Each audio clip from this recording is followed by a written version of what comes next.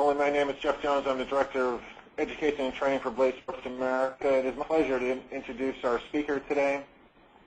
Kathy Sellers is the High Performance Director for U.S. Paralympic Track and Field. Kathy was formerly the USOC Manager of Coaching and worked with the Olympic and national level coaches by providing high-level coaching programs and assisting with the NGB Coaching Education Development Program. She has been highly involved with track and field as a manager of development programs for U.S. track and field. Kathy has over 20 years of coaching experience, and she is a former All-American in track. Again, on behalf of Blaze Sports America and the U.S. Paralympics, it's my pleasure to introduce Kathy. Good afternoon. I hope you guys are ready for a fast track on this presentation. We've got a lot of material we're going to try to cover, but I think it's going to be very, hopefully, very beneficial to you. We'll go ahead and we'll get started. We'll see. We're going backwards here. Okay. Basically, we're going to talk about how coaching is the key to achievement with our athletes. And here's a little bit about why it's important when we look at the name coach.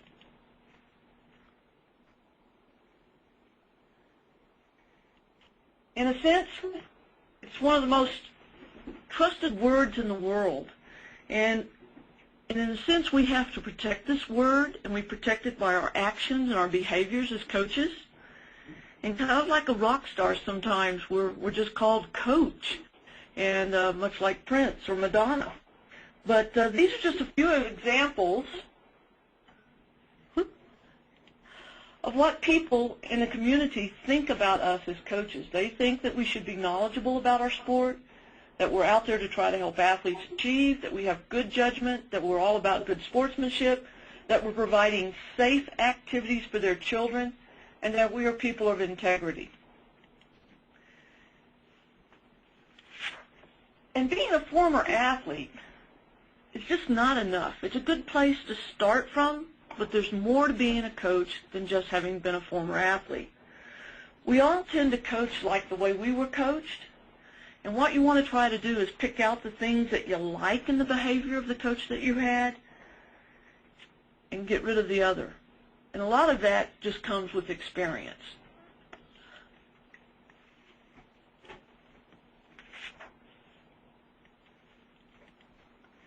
A gentleman by the name of Greg Dell has been doing a lot of research on the secrets of successful coaches, and this directly relates how do we work with children. They say there's stages of a coach. The first one is survival. That's basically a beginning coach, and you're trying to either demand respect or just trying to be the best friend. And if you're demanding respect or trying to be the best friend, those two things do not work. What you have to do is try to be the coach. You earn the respect of the athletes. And being a best friend, not usually the best policy. The second part is the success mode. This is where a coach tries to make a name for themselves. They want to be known as a successful coach. The third, and this is the stage where we want most people to try to be, is that this stage is when you're trying to make a difference in an athlete's life. This is the stage of significance. We would hope that more people could spend most of their career in this stage. The fourth stage is satisfied.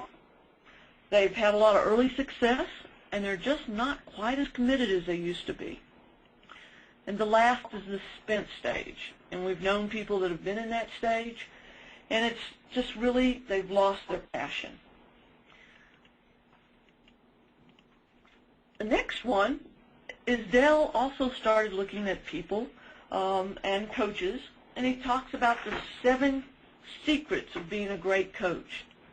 The first is to have character. Now, that doesn't mean that you are a character. It means that you actually have character, that you have high principles, very ethical, and that you're very honest with your athletes, that you're up front and you're not trying to play the political games with them. The second part is that you're competent, that you know the sport, and you're always trying to learn to become a better coach. Third is that you're committed, that you have some passion, and that you enjoy working hard with your athletes. Your athletes know when you're committed. Caring. Athletes want to know that you care about them. And it's not just about you as an athlete, but it's also about them in their life and their life issues, trying to be a guide for them. You're not going to be able to always have the answers for them, but you can be a guide and get them in the right direction. Confidence builder. The idea that the coach believes that I can be successful and appreciates my efforts. As a track coach, you know, there are those days when you have to do those hard workouts. They're not fun. They hurt. Sometimes you get sick when you do them. Depends upon what they've eaten for lunch. But the idea is that the coach appreciates their effort, that they are working hard. Nobody wants to really go out and not participate to their fullest extent. We have to think about why they don't compete at their fullest extent. 6 is communication. You need to be a great communicator, and we're going to talk more about communication styles a little bit later. And the next is consistent. Firm, fair, and consistent with the standard. Credible coaching isn't something coaches do. It's really something that they are.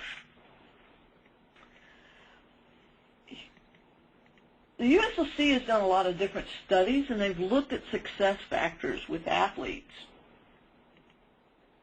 And they find that athletes are successful, number 1, dedicated and persistent. They have support from their families and friends. They have excellent coaches. They have a love of sport. Because if you're going to do as much training as it takes to be a Paralympian or an Olympian, you have to have a love of the sport. And 5, excellent training programs. Now, there's a reason why I'm putting this up here, because I want to show you what the obstacles are as well. So when they talk about the 5 obstacles, lack of financial support, conflicts with roles in their life, what they're going to do, how they're going to move on in their life, do they start a job, do they start a family, what's going to happen, lack of coaching expertise or support. If you notice, both the obstacle and the success factor, number 3 deals with coaching. 4th is a lack of support from the USOC or their NGB. And 5th are mental obstacles. What we have to ask ourselves as coaches, what kind of a coach do we really want to be? Do we want to be somebody that's going to be the success, or do we want to be somebody that's going to be the obstacle?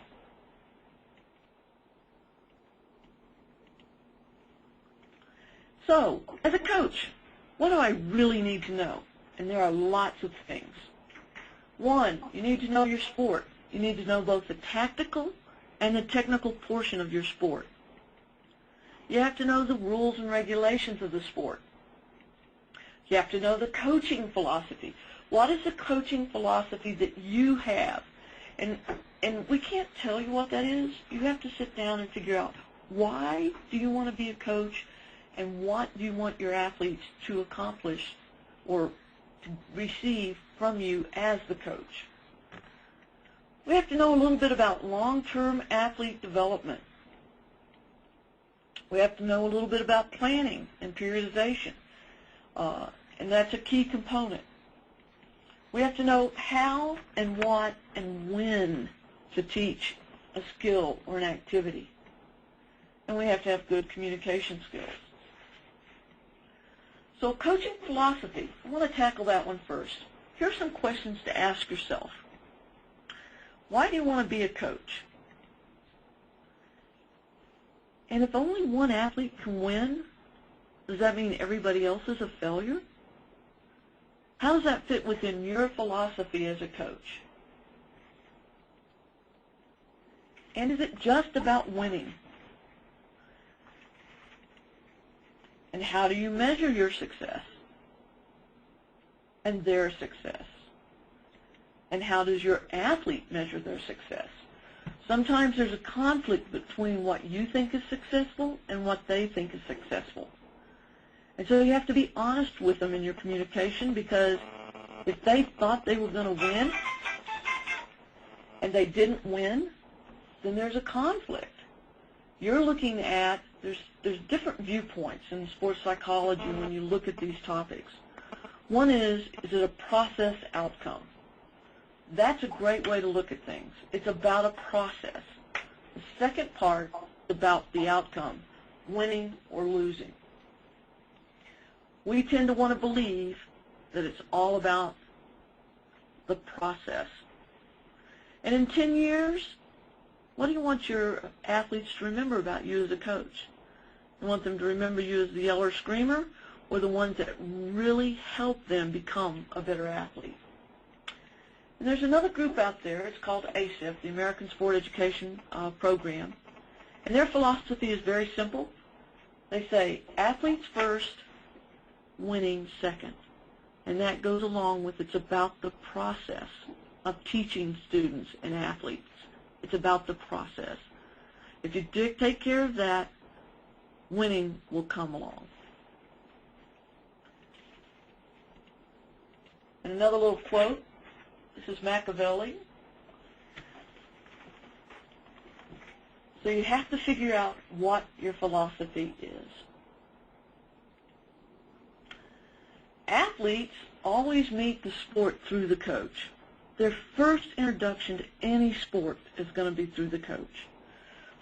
You are actually, as the coach, the single largest determinant if an athlete stays in sport. If they have a horrible time in their first sport experience, they may not stay in the sport. They may totally get out of sport. So it's important how that first coach is. And your role is crucial for the success of sporting programs. So now we're going to talk a little bit about long-term athlete development. The idea is that you try to achieve optimal trainability. And you're going to do it looking at, it has to do with growth and development and the stages of development and skill development and how all the pieces come together. And there's been quite a lot of interesting pieces that come with this. One is called the window of trainability. And I'll explain that a little bit more when we look at the graph that kind of pulls all this together. Again, the focus is on development and not winning at early stages. And I think that's a philosophy that most coaches of youth can buy into. The problem is most parents can't buy into it.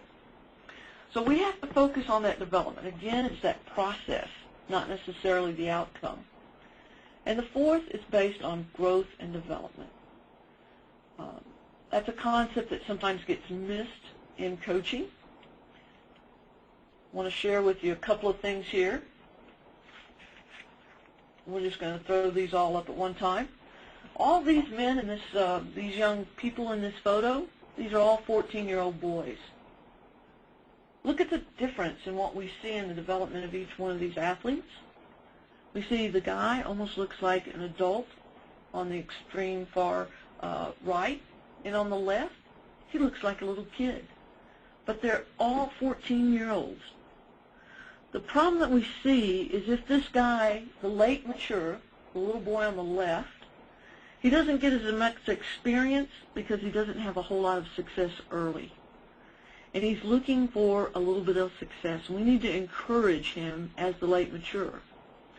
What happens to the guy on the right is he gets really frustrated because when they get to be about 17 and the guy on the left is finally matured physically, because the guy on the left is focused on the process more because he didn't have the physical strength to get by, he's learned his skills a little bit better, while typically the early mature relies on his physical strength and capability. All of a sudden the roles get switched. They are not as successful. So early talent and ability is a very poor predictor of future abilities. So we really have to think about what's going on and how we can encourage, particularly those little kids on the left, to stay in sport. And you see it all the time. So as a coach, we have to think about things based on a biological age, not necessarily chronological age. So here is kind of the basis of long-term athlete development. One, we're looking at the fundamental stage. And if you look at this, the arrow goes, fundamental stage usually goes from about, for a male from about 6 to 9 years of age, and for a female about 6 to 8. At that time, the focus really should be on general movement, what we call the ABCs. That's agility, balance, and coordination. Now, because of some of the athletes, if you're working with a CP athlete, this does become it becomes an issue. You have to really focus on their balance capability and try to get as much as they can. We are currently developing Paralympics we've developed and are testing a physical assessment test, and a portion of that is balance. And balance can be taught, and it has to do with how their kinesthetic awareness of their body. They're not going to have perfect balance, but it's something that can be worked on. Agility, even if they're a wheelchair athlete, they can work on the agility with using their chair. And the coordination of movement, coordination at any level, just to get some basic motor skills and to get them used to eye-hand coordination, which can be done with balls, tennis balls, beach balls, all sorts of different activities to try to get them coordination, particularly if they're wheelchair, with their hands, or with some of the other athletes with their hands. The other part, typically in this structure, is called running, jumping, and throwing. So that limits some of our abilities with our disabled students, but that is another feature of this fundamental stage, is trying to make things fun and giving them basic skills so that they can be successful at the next stage. Learning to train. Males, this is usually from 9 to 12. For females, it usually ranges from 8 to 11. And they're learning how to train, and they're using those general movements that we've tried to focus on in the fundamental stage. They're using them to try to develop additional skills. So if they're going to try to play tennis, we've worked a little bit on the eye hand, we've worked a little bit on agility, so now we're going to try to put the other skills together. If they're in this age group, the training to competition level, or ratio, is about 75 to 25. 75% of the time should be spent in training, and 25% should be in competition. Typically in the United States, we reverse that. It's very difficult to teach skill while they're trying to be competitive. And there's a couple of reasons why, if we were thinking about this, because they'll revert back to their behavior that they had in the past in a competitive situation, unless those motor skills get stabilized. And through training, your objective here is to try to get those skills stabilized, whatever they may be, so that they can rely on those new skills instead of reverting back. There is some debate about this next statement. I'll be quite honest with you. And the statement is that if you miss this stage, you'll have trouble reaching your full potential due to this is a peak motor coordination stage. The debate in my mind is that this may be a very, that's a pretty definitive statement. I'm not so sure that in growth and development we can provide that much of a definitive statement, but it is a key period of time for children to learn skill, and we do know that. After this point, we have a tendency to be going through puberty, And puberty will alter some of the motor skill adaptability. It takes them a little longer to learn skill because physically their bodies are changing, and also some of the physical structures are changing. The next stage, training to train stage, that usually goes from about 12 to 15 for males, females about 11 to 14. And the reason, if you notice, that the female ages are usually younger is because females tend to reach puberty much earlier. The emphasis at this time is still on training. It's a great time to develop aerobic capacity. That would be some of your longer runs, some of the games where they can stay in the game for a little bit longer. It's a great time to do that aerobic training. And aerobic means with oxygen, so that means it's usually slower, longer runs or slower. It's activities that use oxygen. Everything uses oxygen, but anaerobic is usually fast, quick, and so there's a difference in those types. Most of the time at this time, your volume, that means how much activity you can do, will be high. But it's not going to be very intense.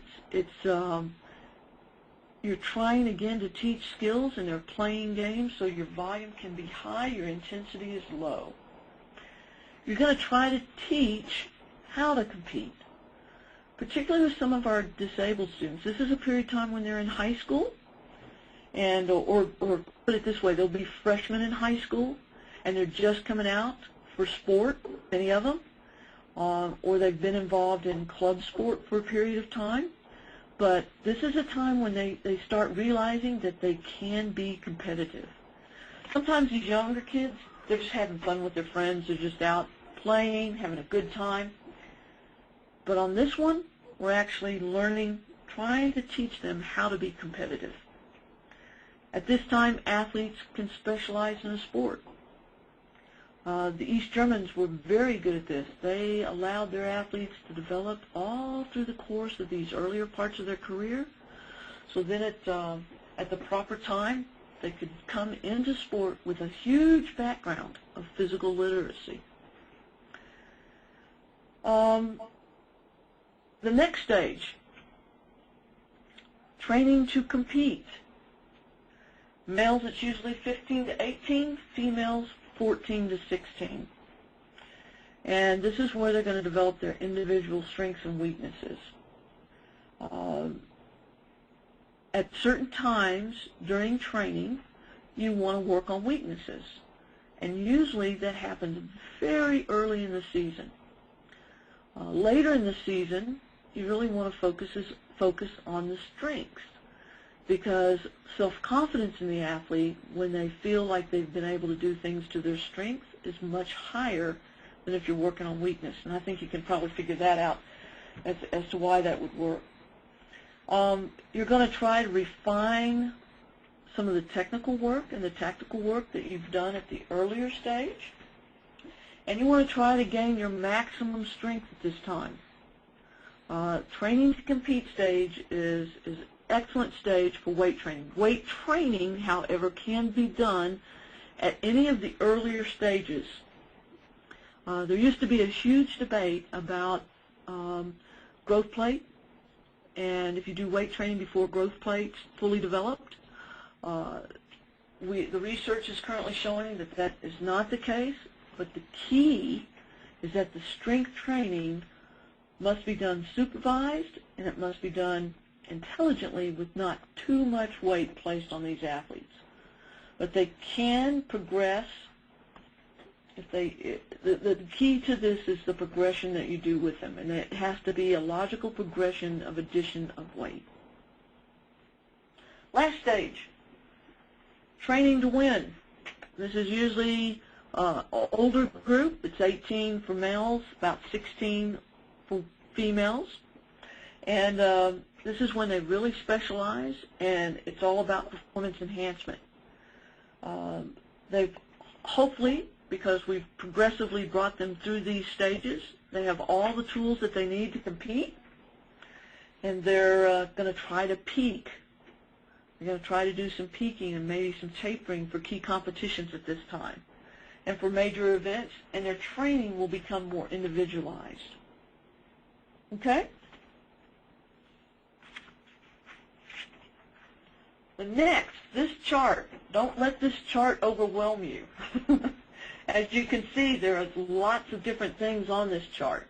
Can you see the arrow? Yes. Okay.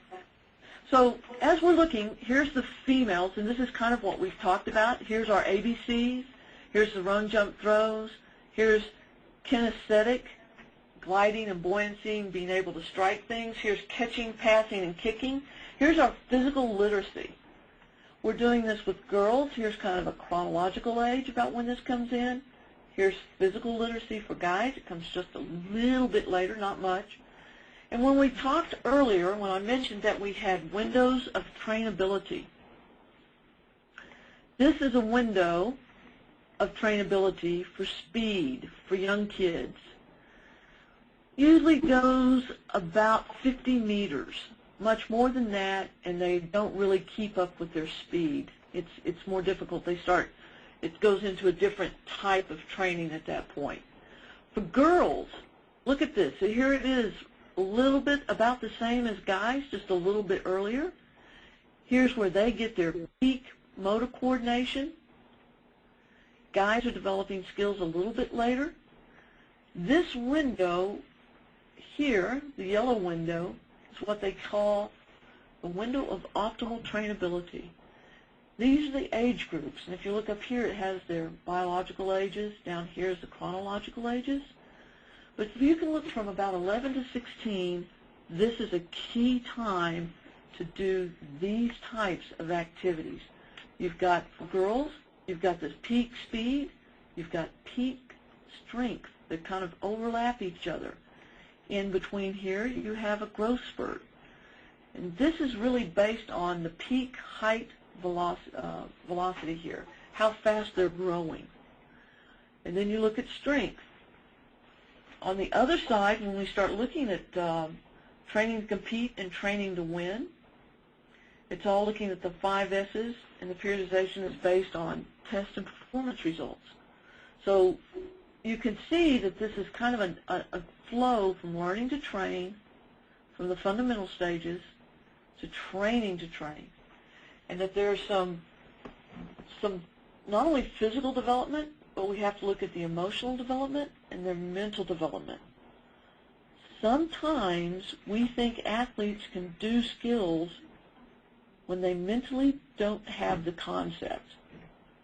And then we wonder why they can't do certain things. Because they may not have the mental ability to understand what you're trying to tell them at that time. So we're looking at 5, I like this particular statement here. There are 5 S's that you're looking at. You're looking at their stamina or their endurance. You're looking at their strength. You're looking at their speed. You're looking at their skill and their suppleness or flexibility. And those are all very related to this window of trainability. So, what happens? What happens to the athlete when we really don't follow long-term athlete development? Well, it's interesting because what the research is saying, this is coming out of the Michigan State Youth Sport Institute, is saying that 70% of young athletes will drop out of sport by the age of 13. 70% will drop out of sport.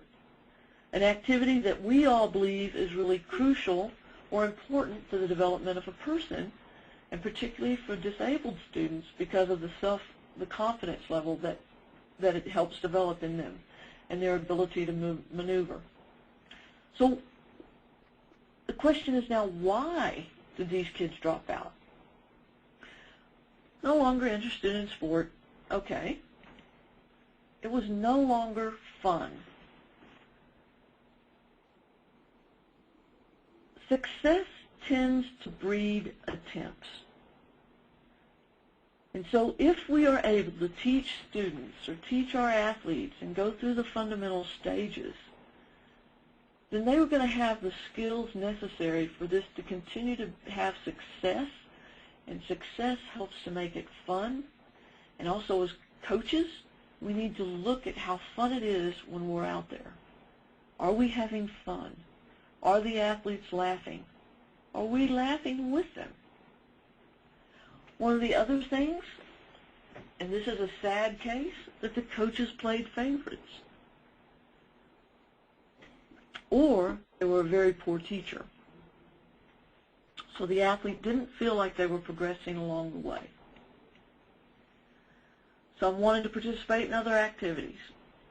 My personal opinion is when you get in high school students should be involved in something involved with their school. If it's athletics, if it's drama, if it's sport, it doesn't really matter. But children need to be connected to their peers, and they need to be connected somehow. Sports is an excellent way to do it, but it's not for all students, and we know that.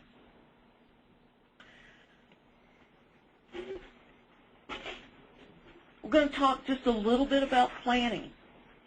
We're not going to go heavy into that because actually if we talk about planning, that's almost a full-time, that's a whole other webinar. First, we need to do a needs analysis. What does this athlete need? Are they strong enough? Are they smart enough? Are they experienced enough? And do they have the skills necessary? So we have to kind of sit down and do a needs analysis. How am I going to make Joe, let's say, faster? Okay? Does he have the strength? Does he have the coordination? What can I do to help improve either one of those capabilities? First, is he strong enough? Well, there's some who will debate, you can get too strong. But can you really become too strong? Most of the time what happens is when people think that you're becoming too strong is that you've actually diminished your flexibility.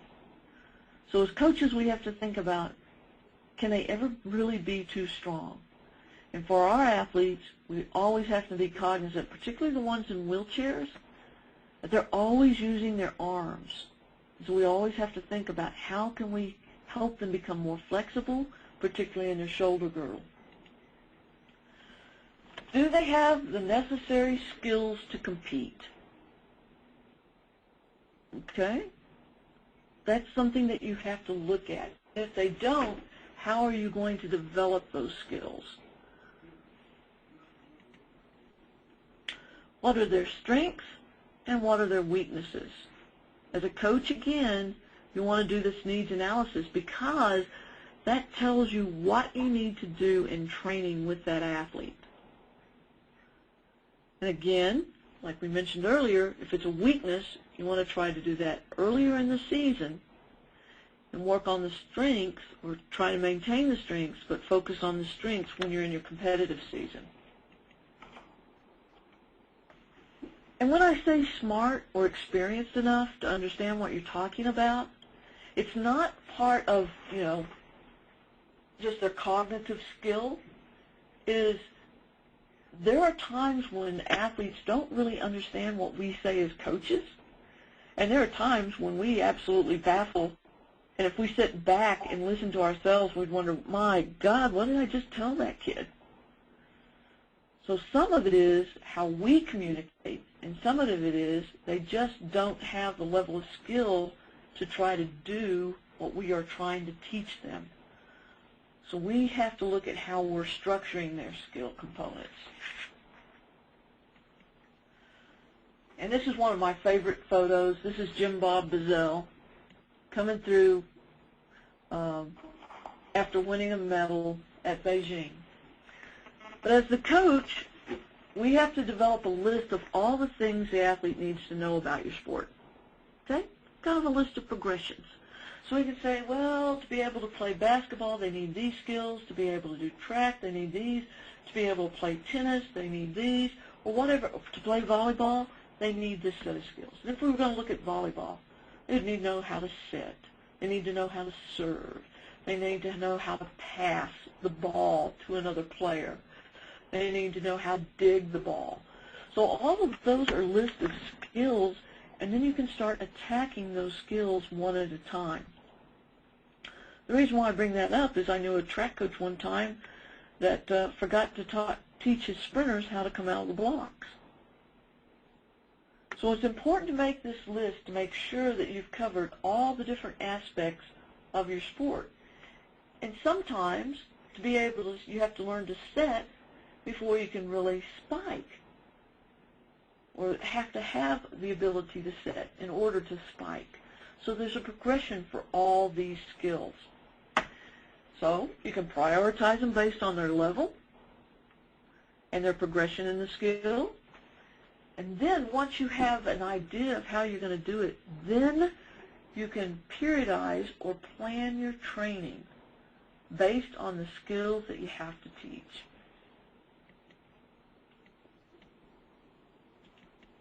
So the coach needs to have a good record-keeping system. Workouts should be recorded, and it doesn't matter at what age. All workouts really should be recorded. You need to keep a system of it, and there's a reason why. If I don't know what I did and something worked really well, I don't know how to duplicate it. Or if it went really bad and we didn't accomplish what we wanted to try to accomplish, I wouldn't have an idea of how to go back and find out what went wrong. So good record keeping is great, and it also can be an influence for your decision and your planning for the next year. And you can say, look at what we were able to do last year at this time.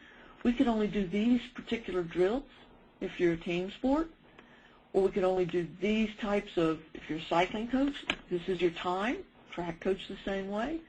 So you can kind of compare, and they can see that they are improving. That's one of the keys to all of this.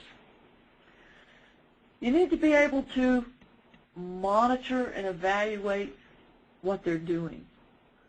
So this gives you an opportunity to say, okay, look at how much we're improving, and you can do certain tests. And one of the advantages of this physical assessment test that we're providing is that you can use these same tests at the beginning of the season with your athletes, and you can see what they do on them. And in the middle of the season, you can do the same test to see if they've actually improved. And if you would like, you can do it at the end of the season to see how much they've improved. Again, it's focusing on the process. You can evaluate after competitions. That's a good time. Did we accomplish what we wanted to accomplish in the competition, and what did we not do? One of the things that some of the research has talked about is reflective thinking. After an event, after a workout, you should go through a process as the coach of reflective thinking. Most coaches do not. It's actually saying, what did we accomplish? Did we do what we wanted to do? And as a coach, how can I make this better? If I'm coaching basketball, did that play really work? Or, you know what? We didn't understand how to do a fast break. We didn't know how to throw the ball in. I've got a lot of other work to do. We've got other skills that we have to work on. So it's that process of after each of these activities that a coach needs to go through and think about it. And it drove me nuts as a coach, particularly a basketball coach, on reflective thinking, because I could think of all the things that we did wrong. You also have to think about all the things that you did right. So just a little word of caution there. Excuse me, Kathy, we have a question. I want to get it in a timely fashion here. The question is, how can you adapt to the cognitive issue of comprehension of athletes with cognitive issues? Repetition is key for those kids that do have cognitive issues. The more repetition, and that's where the skill of a coach to make it fun comes into. To do the same activity over and over and over again can get extremely boring for some of the other students if you have them who do not have cognitive issues. But the key is to always come back to a skill with an athlete with cognitive issues. We're going to talk a little bit later about games-based versus drill-based teaching.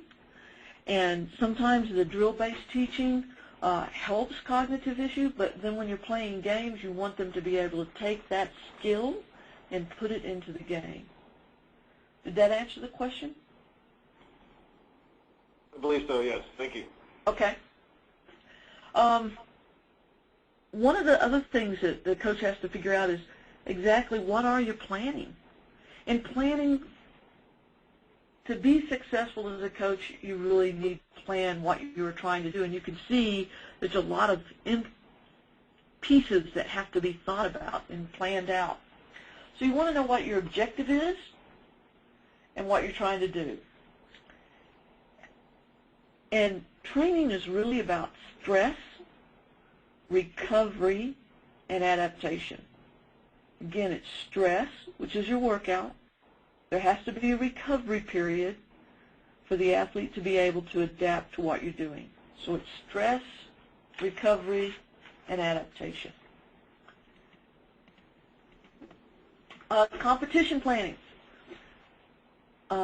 Particularly for kids with cognitive issues, this would be huge, is to make a checklist of what each athlete needs, okay? What they need to bring to the competition. Do you have these things? And this is something that parents can help them with, but if you make the checklist as the coach of the things that they need to bring with them, the parents can make sure, and that's how you can get parents kind of tied into it and have them have a little responsibility with working with their kids. You want to talk a little bit about what you can eat prior to competition and hydration strategies, particularly with your older athletes. And if you're in the South, hydration is key. You've got to have water bottles out there with them. A rule of thumb for hydration is if you hold your hand out and you pinch the skin, if the skin stays tinted, then they're probably dehydrated. Another way is that the urine should be clear. So they should always look at their pee, and they'll gross out at first, but they should always look at their pee to make sure that it's clear. Shouldn't have a lot of color to it. If it has any color, it should be the yellow at the bottom of your screen. And we have actually seen athletes that are so dehydrated that they look more like this brownish color. That severe dehydration affects performance and also can be an issue for your athletes health-wise. Particularly with your wheelchair athletes, this is important because the research has shown that they have a lot of issues with compensation with heat. So it's important to keep watching them. These strategies should be tried before they go into competition. There's nothing like not being able to digest Gatorade, and you're drinking Gatorade before you do a run or compete, and all of a sudden they're over on the side losing the Gatorade.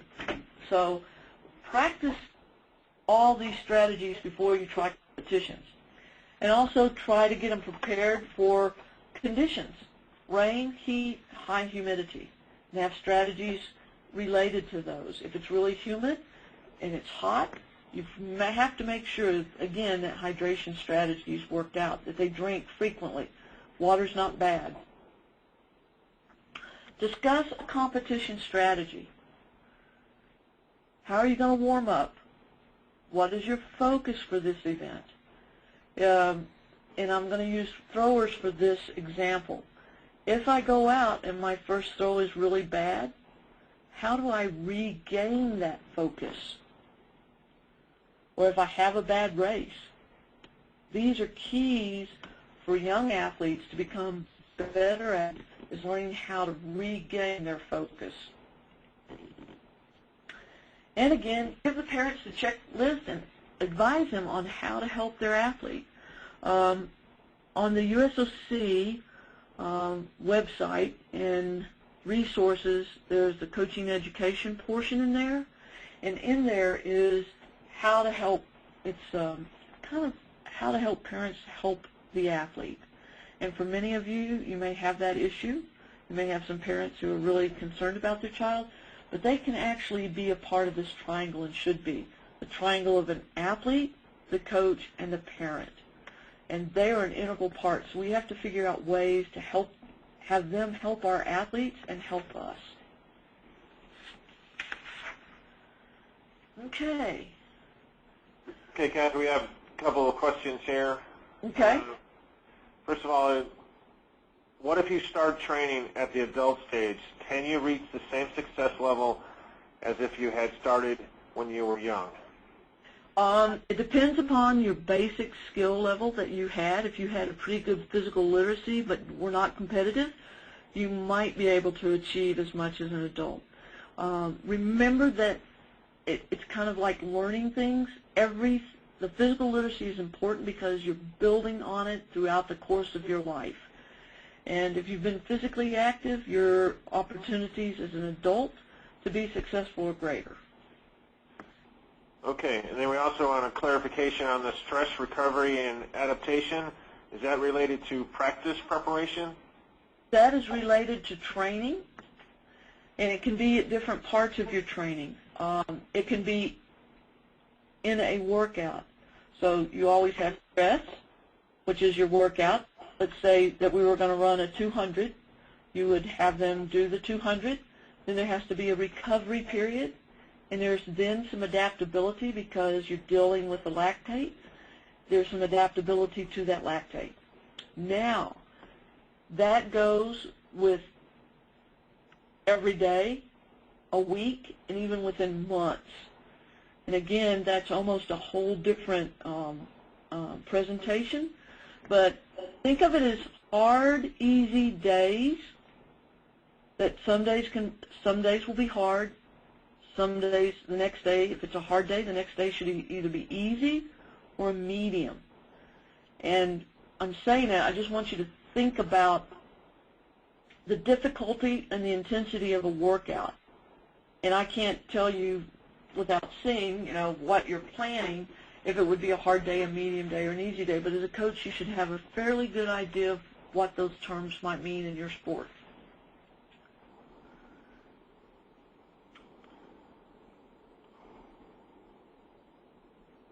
Any other questions? That'll be it right now. Okay. And if I'm not answering these questions, let me know. Next part is how and when and what to practice. We had a seminar here last fall, and we brought in Erickson. And Mr. Erickson is he talks about what it takes to be an expert. And it's all about performance improvement and what an athlete needs to be able to do to improve performance. And part of it is deliberate practice. There has to be a focus of why we're doing what we're doing. So it's a task with well-defined goals, what we want to achieve in this particular workout. It's also how you as the coach provide feedback. And feedback is the cues that you give to the athlete. That was good. You did a nice job. Keep it up. And feedback should be limited to 1 to 3 key points. If I'm working with an athlete with cognitive issues, I'm going to give them 1. Try to do this. And when they do it right, praise the heck out of them and have them repeat it and try to repeat it and try to repeat it. So it's how you give feedback.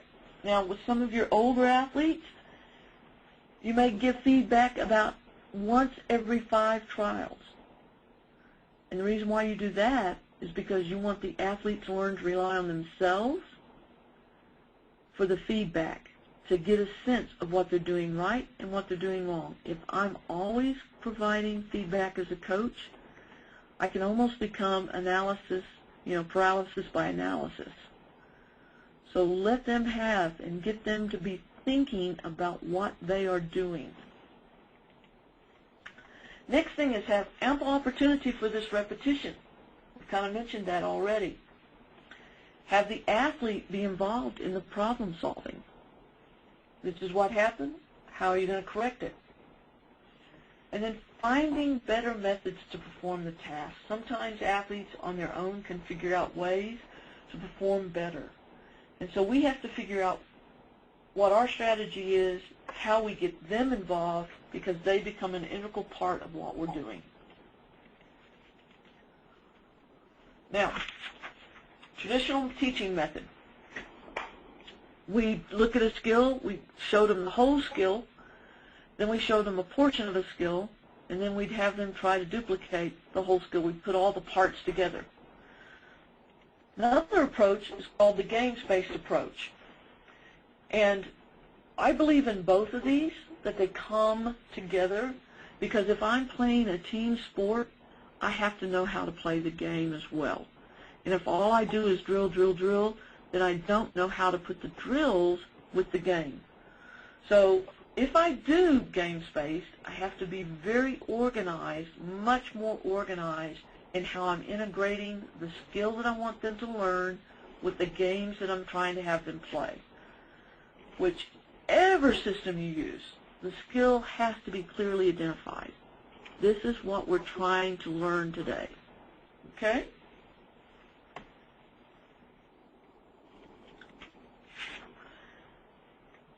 Athletes learn best in a non-fatigue state.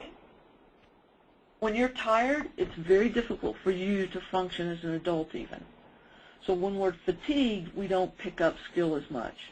And the whole purpose of this one is just to give you an idea. If I'm playing for an hour, or I have an hour practice, here's how much time I'm going to probably spend in teaching a skill. Here's how much time I'm going to spend doing a game.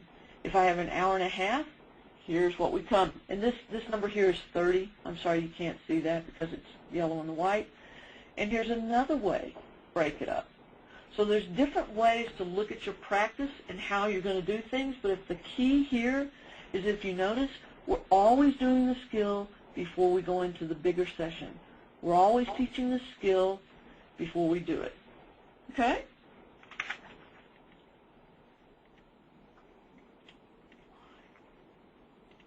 Huh?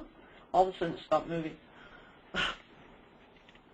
So, lines of communication should be a two-way street. Right now, this is a one-way street with me communicating to you. I get a little bit of information. I can't see you, so this really is a one-way communication. The best way to coach is to have this two-way communication. They can tell you, your athletes can have a lot to tell you about what's going on. You have to try to listen first and respect what they say when they talk to you. And these things that are listed in blue are classic roadblocks to those. So you want to try to build a relationship first with your athletes so that they can talk with you. So there has to be some sort of bonding, and then you have to listen to what they tell you. Timing. We'll be sending this out a little bit later because I see that we're running pretty close on time here. When you talk to an athlete is crucial. Sometimes an athlete doesn't want to talk to you. It's either the wrong action or the wrong time. After an event where they've not performed as well as they want to and they go off, you know that they don't want to be talked to. So wait for the right time and do the right action, which may be listening to them or asking them questions about their performance. This is one of my favorite things, and if you get nothing out of this presentation, I hope that you'll take this away. Good feedback. Positive first. Instructional second. Finish with a positive. It's called a communication sandwich. I've heard coaches say, pitch strikes, you know, pitch strikes. Like Johnny wanted to pitch balls. So we have to think about the types of feedback that we're giving. If we say, Johnny, you're not stepping out far enough.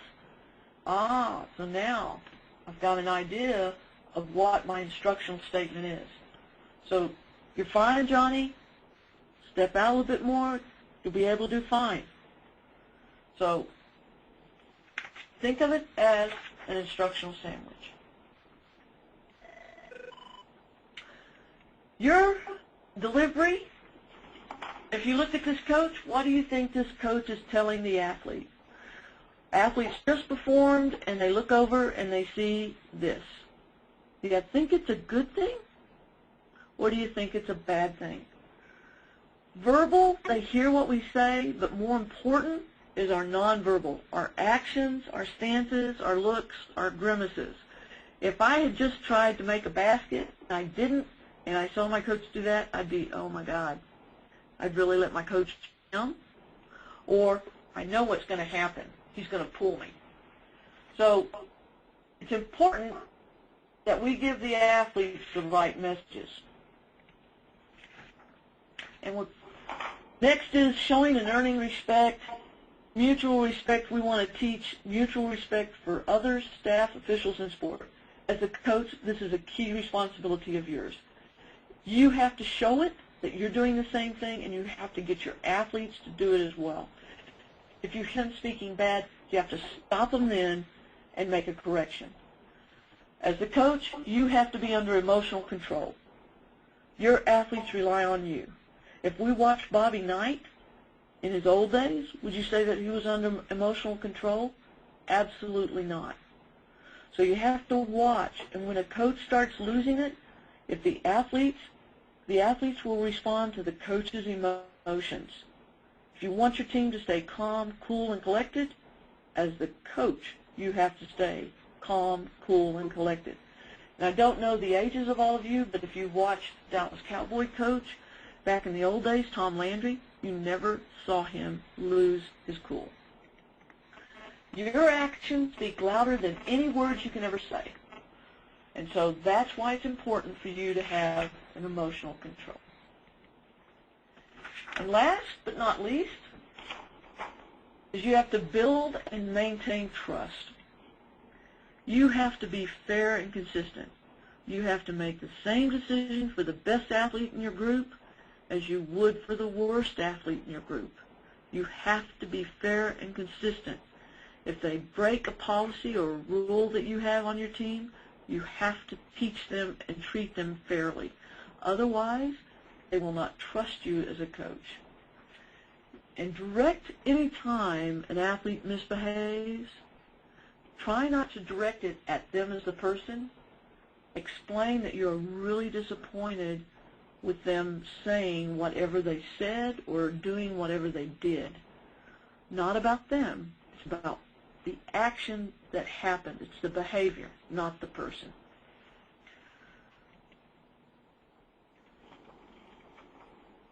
Thank you for your attention. And if there's any other questions, I'd be glad to try to answer them. I've also included on this handout some references there. And there's one here.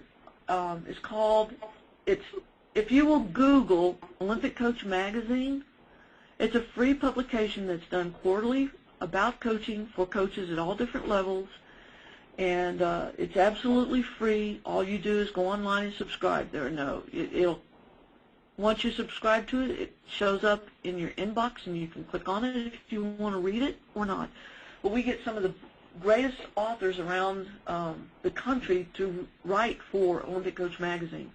In fact, we just had Carol Dweck, who wrote a book called Mindset, and I would encourage you as a coach to read that book. I think you'll find it excellent.